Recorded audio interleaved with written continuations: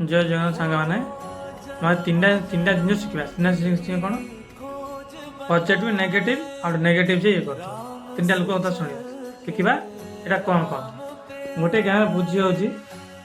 positive लोक गला से कौन शिखला शिखला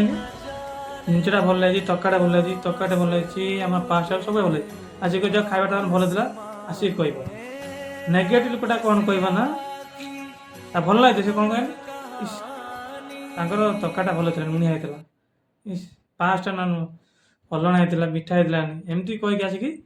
गाँ लोक कह आ तीन लोकटे कौन कह ना आसिक देखते बुले आस पॉजिटिव लोकटा कहे भल लगी कहे हाँ भल लगी आ नेगेटिव माइंड लोक कहे ना खराब अच्छे कहे हाँ नेगेटिव है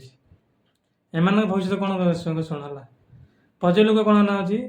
समझे भल कम कला समझ शुणिला सब प्रशंसा कला से कौन भल इनकम कर भल से चल बड़ लोक हम बड़ बहुत ऊपर जा